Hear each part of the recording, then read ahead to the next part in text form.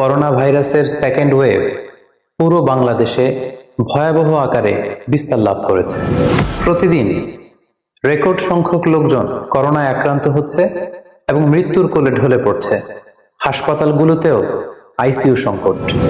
প্রতিটি পরিবারের কেউ না কেউ আজ করোনায় আক্রান্ত। এজন্য এক মহা জাতীয় সংকট। গত এক বছরে এই করোনায় আমরা আমাদের অনেক প্রিয়জনদের হারিয়েছি। সে ক্ষত আজও শুকায়নি। তার উপরে করোনার সেকেন্ড ওয়েভের বিস্তার।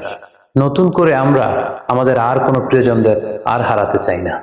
তাই এই মুহূর্তে আমাদের সাবধানতা ও সতর্কতার কোনো বিকল্প নেই।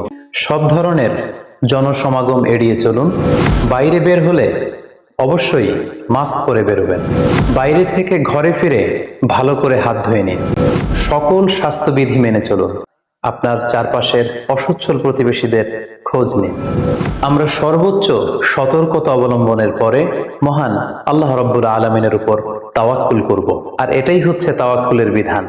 কেননা ইসলাম আমাদেরকে সব ধরনের প্রিকশন এবং সেফটি মেজারমেন্ট নিতে উৎসাহিত করেছে। Stay home, stay safe. মহান আল্লাহ তাআলা আমাদের সবাইকে এই করোনা মহামারী থেকে হেফাজত করুন। আসসালামু আলাইকুম ওয়া রাহমাতুল্লাহি ওয়া বারাকাতুহু।